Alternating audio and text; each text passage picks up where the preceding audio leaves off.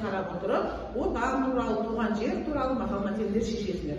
Мысалы, қараңдар. Мынау отан, Қазақстан еліміз.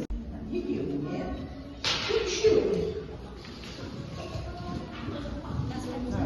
Сен екеуіне, сен үшеуіне. Кел бақылар. Сен екеуіне, сен үшеуіне.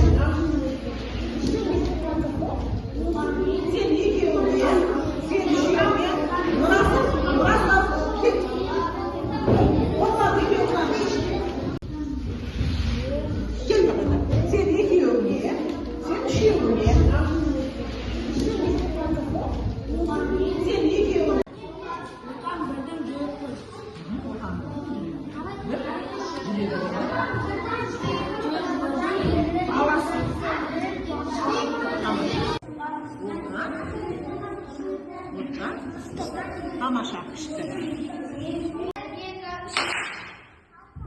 Шеш қойдыңдар ма? Отан отбасыдан басталады. Керемет. Дұрыс. Ал сендер қалай шештіңдер? Отан бірдің жүрегі бар. Жүрегі бар? Жүрегі. Бірдің баласы бар. Жүрегі бар. Ал айта қойыңдар. Ел іші алтын бесік. Өте тамаша. Отан үшін еңбек етсең, Еңбек етсең, отаны сүйген бала боласың. керемет. Осы факт арқылы алтын адамның Түркістандағы Қожа Ахмет Яссауиді, табиғаттың және Қазақстанның макетін осы фактылар арқылы жасаймыз.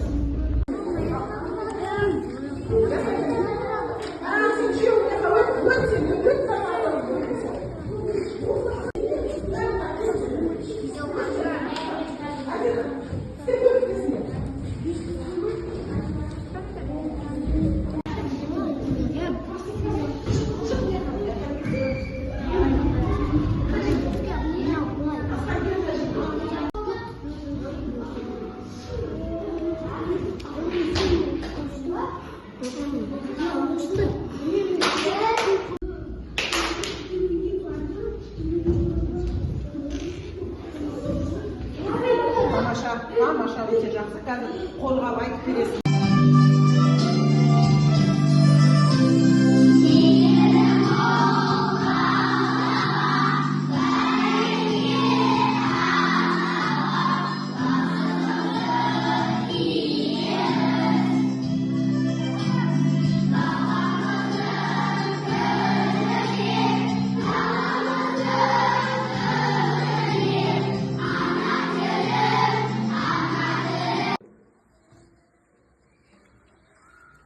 Ал не істейсіңдер?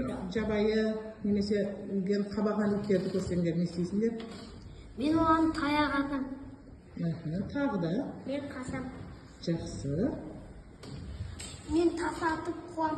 Ойбай, ол саған қарай жүгірсе не істейсің? Сосын кет атқанда жүгіреді. Иә, жүгіреді. Ал, балалар сендерші? Мен деймде қарай қашатын едім. Қабаған ит көзіне қашатын едім, сенші? Бір ит көшеде жатса, мен жайлап өтіп кете беретін едім, көзіне қарамай. Вот, міне, көзге қарамау керек, иә? Мен тығып қалам. Қайда тығыласың? Шөптердің арасы. Мен үйіме қарай жүгірем. Сен істейін? Мен оны ағашпен ұрып қуам. Ол үлкен ит болса ше, саған қарай ұмтылса не қыласың? Ол кішкентай итті сөйтіп ұрасыңдар. Тас атып қуамыз. Ал енді балалар тақтаға қараймыз. Әлихан? Иттің құйрығы түзу болып тұрса, ол тістейді. Бүйтіп ойнақтап тұрса, ол тістемейді деген сөз. Мінекей көрдіңдер ме балалар?